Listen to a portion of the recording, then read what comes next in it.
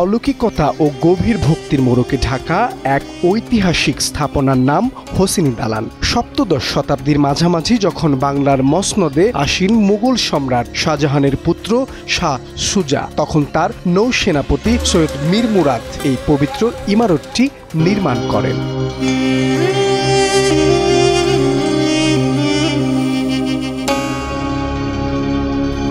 প্রচলিত বিশ্বাস অনুযায়ী মীর মুরাদ ছিলেন অত্যন্ত ধর্মপ্রাণ। এক গভীর রাতে তিনি স্বপ্নে দেখেন কারবালার প্রান্তরে শাহাদাত বরণকারী স্বয়ং ইমাম হোসেন নিজেই তাকে তাজিয়াখানা বা শোক প্রকাশের গৃহ নির্মাণের নির্দেশ দিচ্ছেন। কাল বিলম্ব না করে ইমামবাড়া নির্মাণে ব্রতী হন তিনি।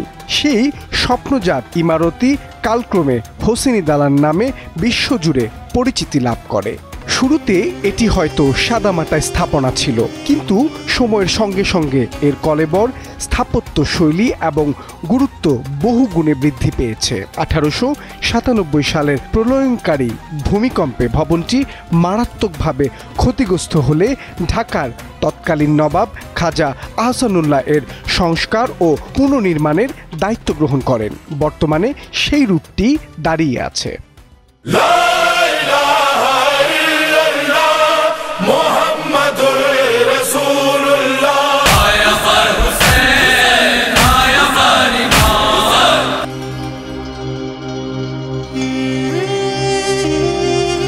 মুঘল রীতির অনন্য নিদর্শন হোসেনি দালান। এর প্রধান আকর্ষণ বিশাল চত্বরের কেন্দ্রবিন্দুতে অবস্থিত শ্বেতশুভ্র ভবন এবং তার সামনে থাকা মনোরম দিঘি। দিঘিটি কেবল সৌন্দর্য বর্ধনের জন্য নির্মিত জলাশয় নয়, রয়েছে এক গভীর এবং মর্মস্পর্শী প্রতীকী তাৎপর্য। কারবালার উত্তপ্ত মরু প্রান্তরে ইমাম হুসাইন, তার পরিবার ও সঙ্গীদের যেভাবে ফোরাত নদীর পানি থেকে নিষ্ঠুরভাবে বঞ্চিত করা হয়েছিল, দিঘিটি সেই তৃষ্ণার্ত স্মৃতিরই করুণ প্রতিচ্ছবি।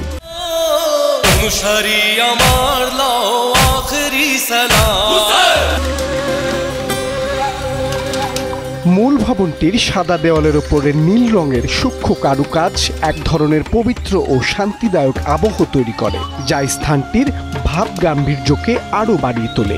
ভবনের ভেতরে প্রবেশ করলেই চোখে পড়বে এক সুবিশাল হলঘর, যেখানে মহরমের মাস জুড়ে শোকসভা, বয়ান ও মাতম অনুষ্ঠিত হয়। এর দেয়াল জুড়ে পবিত্র কুরআনের আয়াত, ফার্সি ভাষায় খোদাই করা ক্যালিগ্রাফি এবং কারবালার হৃদয় বিদারক ঘটনার চিত্রশিল্প স্থান পেয়েছে, যা এখানকার পরিবেশকে আরও শোকাবহ ও আধ্যাত্মিক করে তোলে। মহরম মাসের চাঁদ ওঠার সঙ্গে সঙ্গেই পুরো হোসেনি দালান এলাকাটি যেন এক শোকের ময়দানে পরিণত হয়। কালো পতাকা, কালো পোশাক আর লক্ষ কণ্ঠের হাই হোসেন ধ্বনিতে ভারী হয়ে ওঠে ঢাকার আকাশ বাতাস। এটি শুধু শিয়া সম্প্রদায়ের ধর্মীয় আনুষ্ঠানিকতায় সীমাবদ্ধ থাকে না, বরং ঢাকার 400 বছরের অসাম্প্রদায়িক ঐতিহ্যের এক উজ্জ্বল প্রতীক হয়ে ওঠে। ধর্ম বর্ণ নির্বিশেষে হাজার হাজার মানুষ এ শোকের মিছিলে ও মাতমে অংশ নিয়ে একাগ্রতা প্রকাশ করে। আশুরার দিন অর্থাৎ মহরমের 10 তারিখে হোসেনি দালান থেকে বের হয় ঢাকার সবচেয়ে প্রাচীন, সর্ববৃহৎ এবং ঐতিহ্যবাহী তাজিয়া মিছিল।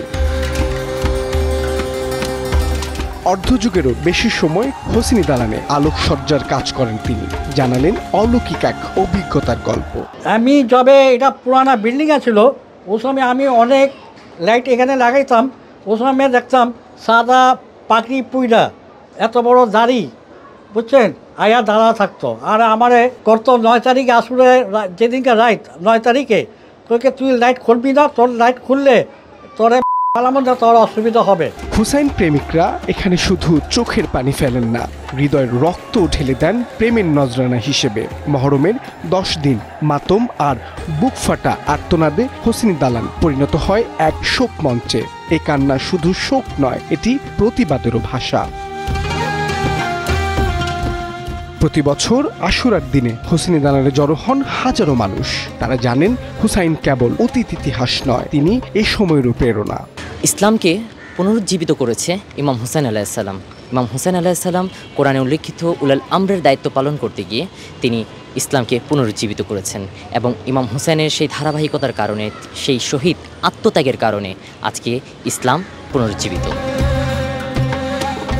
হোসেনি দালান বা ইমামবাড়া কেবল একটি ইমারত নয়, এটি একটি বিশ্বাস, একটি শতাব্দীর প্রাচীন শোকের মাতম এবং কারবালার সেই রক্তাক্ত প্রান্তরের এক টুকরো জীবন্ত প্রতিচ্ছবি, যা পুরান ঢাকার হৃদয়ে সযত্নে লালিত হয়ে আসছে শতাব্দীর পর শতাব্দী। হোসেনি দালান এমন একটা প্রতিষ্ঠান, এখানে শুধু শিয়ারা করে না, ম্যানেজমেন্ট শিয়া কমিটি, কিন্তু এখানে সবাই মিলে করে, শিয়া সুন্নি সবাই মিলে মহরম পালন করে। হোসেনি দালানে রয়েছে দুটি কবরস্থান, একটি গ্রন্থাগার, আর সর্বসাধারণের বিনামূল্যে চিকিৎসার জন্য রয়েছে শেফাখানা।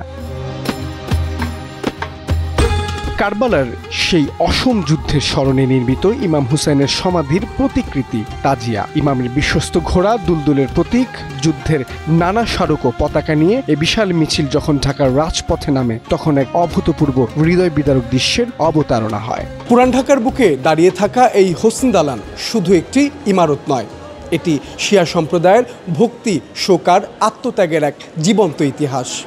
প্রতি বছর মুহররম মাস এলে কারবালার সেই ঘটনার সাক্ষী হিসেবে আজও হায় হোসেন প্রতিধ্বনিতে মুখরিত হয়ে ওঠে ইমামবাড়াগুলো। মাহবুব আলম শ্রাবণ, সময়ের আলো, ঢাকা।